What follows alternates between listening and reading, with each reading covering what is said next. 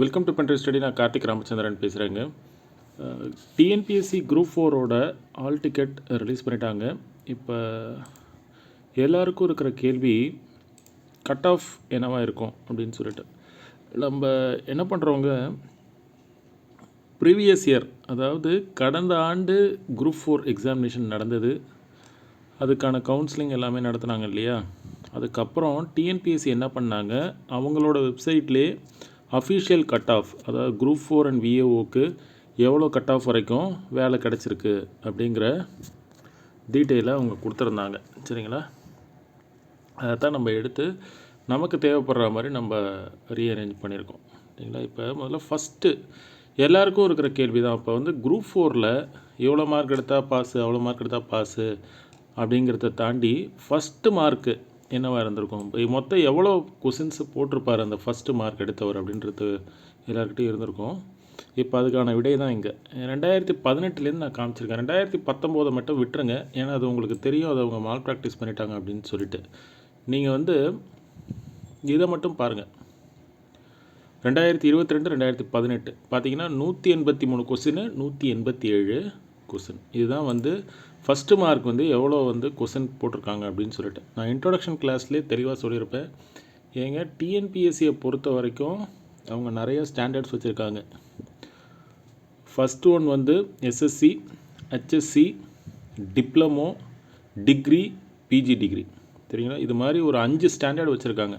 அதை வச்சு தான் அவங்க கொஸ்டின் பேப்பர் செட் பண்ணுறாங்க. உதாரணத்துக்கு நம்ம குரூப் 4 வந்து it's A SSLC standard.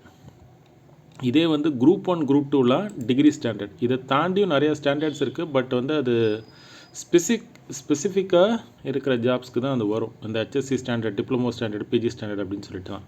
But ஜென்ரலாக குரூப் 4 அண்ட் குரூப் 2 2A தான் அண்ட் குரூப் 1 தான் எல்லாமே எழுதுகிறாங்க. அதனால் SSLC standard, SSLC standard and degree standard தான் இருக்குது. சரிங்களா, அதை பற்றி நீங்கள் ஒரி பண்ணிக்க வேணாம். பட் எனிவே டிஎன்பிஎஸ்சி வந்து கிளியர் பண்ணோன்னா 2 விஷயம்தான்.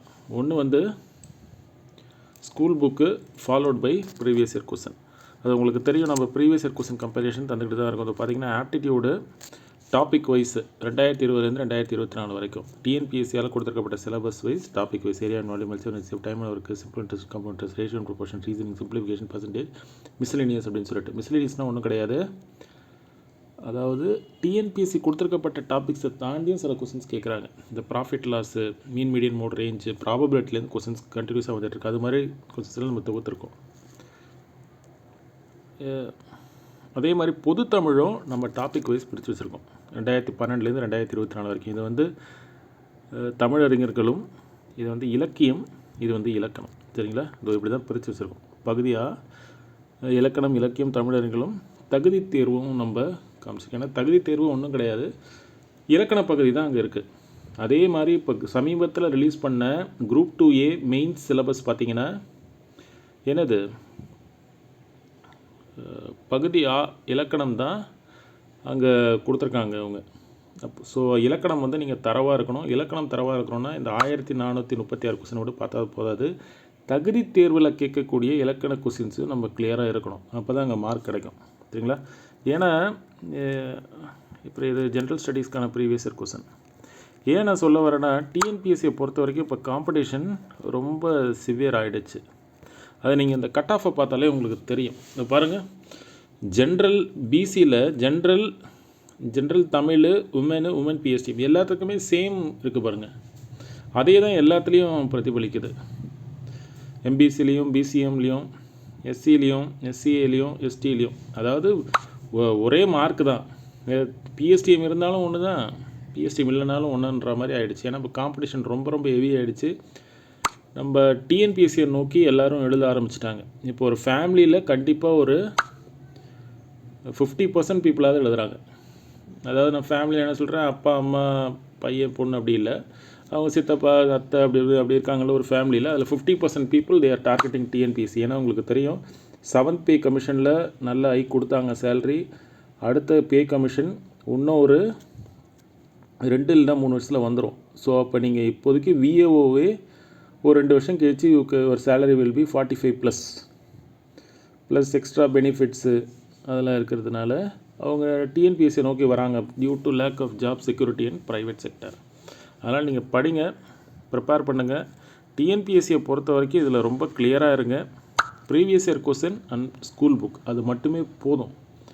நீங்கள் எக்ஸ்ட்ராவாக அடிஷ்னலாக படித்து மாட்டிக்காதீங்க. அதனால தான் நான் அந்த ஃபஸ்ட்டு மார்க் கூட நான் காமிச்சிருக்கேன் பாருங்கள். 187 183 போட்டவர் தான் ஃபஸ்ட்டு மார்க்கே. அப்படின்னா அதான் ஒரு அந்த இன்ட்ரொடக்ஷன் கிளாஸில் நான் சொன்ன மாதிரி ஒரு 170 கொஸ்டின்ஸ் ஈஸியாக தான் இருக்கும். ஒரு 30 கொஸ்டின்ஸ் அவங்க கண்டிப்பாக வெளியில் போவாங்க. அது வந்து ஆப்டிடியூடு, ஜென்ரல் ஸ்டடீஸு, பொது தமிழ் எப்படி வேணாலும் இருக்கலாம். அதனால தான் நம்ம சொல்கிறோம் ஒரு 125 அவுட் ஆஃப் மேத்தமேட்டிக்ஸ். நீங்கள் குரூப் 4 டார்கெட் பண்ணுறீங்கன்னா மேத்தமேட்டிக்ஸ் ப்ளஸ் பொது தமிழில் சேர்த்து ஒரு 115 ப்ளஸ் எடுத்திங்கனாலே போதும். ஏன்னா general studies, general science unit 8 and unit 9ல் நீங்கள் ஆவரேஜாக கிளியர் பண்ணாலே போதும். அதை பார்த்துக்கங்க. அதே மாதிரி இந்த வாட்டி வரப்போகிற எக்ஸாமில் current affairs major role play பண்ண வாய்ப்பு இருக்குது. ஏன்னா அது உங்களுக்கு தெரியும், 2018 நடந்த எக்ஸாமில் இந்த ஃபஸ்ட்டு மார்க் ஏன் ரொம்ப லோவாக போச்சுன்னா அதில் ஒரு 20+ கரண்ட் அஃபேர்ஸ் கொஸ்டின் வந்துருந்துச்சு. அதாவது மேஜர் ரோலில் எப்படின்னா யார் யார் கரண்ட் அஃபேர்ஸ், பொது தமிழ் அண்ட் மேத்தமேட்டிக்ஸில் கிளியராக இருந்தாங்களோ அவங்களாம் தான் வேலை வாங்கினாங்க 2018. பட் 2019, 22, 23, 24லலாம் அது நடக்கலை. ஏன்னா அவங்க வந்து யூனிட் 8 அண்ட் யூனிட் 9 கொண்டு வந்த பிறகு அவங்க கரண்ட் அஃபேர்ஸ் பக்கம் அதிகமாக கான்சன்ட்ரேட் பண்ண மாட்டாங்க டிஎன்பிஎஸ்சி. அது ஏன்னு தெரியல நமக்கு. பட் ஓகே, எனிவே நீங்கள் கரண்ட் அஃபேர்ஸை ஒரு கிளான்ஸாக விட்டுட்டு போங்க. ஏன்னா 2018 பேட்டர்ன் அவங்க மறுபடியும் கொண்டு வரலாம் டியூ டு ஹெவி காம்படிஷன். சரிங்களா? அதே மாதிரி வேக்கன்சிஸ் கண்டிப்பாக இன்க்ரீஸ் ஆகும். ஏன்னா இப்போ குரூப் 2 2A கவுன்சிலிங் போயிட்டுருக்கு இல்லையா? குரூப் 2 2A அதில் நிறைய பேர் குரூப் 4 கிளியர் பண்ணவங்க தான் இருக்காங்க. ஸோ பேக்லாக் போர்ஷன் நிறையா இருக்கும். ஸோ அதனால் இருக்கிற வேக்கன்சிஸ் கிடையாது. கண்டிப்பாக வேக்கன்சிஸ் இன்க்ரீஸ் ஆகும். அதனால் நீங்கள் வந்து வேக்கன்சியை பற்றி ஒரி பண்ண வேணாம். நீங்கள் வந்து புஷ் பண்ண பாருங்கள், ப்ரிப்பரேஷனை ஸ்ட்ரென்தன் பண்ணுங்கள். சரிங்களா? இன்னும் டைம் இருக்குது. நீங்கள் அட்லீஸ்ட் பொது தமிழ், மென்டல் எபிலிட்டியாவது நல்ல கிளாரிட்டியாக படிச்சுட்டு போங்க. உங்களுக்கு வேலை கிடைக்க வாய்ப்பு இருக்குது. ஏன்னா அடுத்த லாஸ்ட் சுச்சுவேஷன் நான் சொல்கிறேன். சரிங்களா? ப்ரீவியஸ் இயர் கொஸ்டினை யூஸ் பண்ணிக்கோங்க. இன் டாபிக் வைஸ் நம்ம வந்து இன் டெப்த்தாக நம்ம அனலைசிஸ் பண்ணியிருக்கோம்.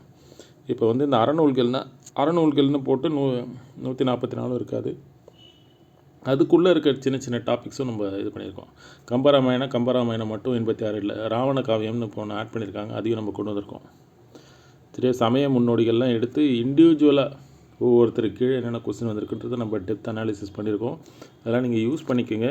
உங்களுக்கு மார்க் ஸ்கோரிங்க்கு ஹெல்ப்ஃபுல்லாக இருக்கும். அதே மாதிரி திருக்குறளும் நம்ம டெப்த் அனாலிசிஸ் பண்ணியிருக்கோம். திருக்குறளை மட்டும் தனியாக எடுத்து அதில் இருக்க கொஸ்டின்ஸை நம்ம பார்த்துருக்கோம். இந்த 181 ப்ளஸ் இந்த பொது தமிழில் இருக்கிற திருக்குறளில் இருக்க 125 எல்லாத்தையுமே நீங்கள் பார்க்கலாம். சரிங்களா? அது யூஸ்ஃபுல்லாக இருக்கும்.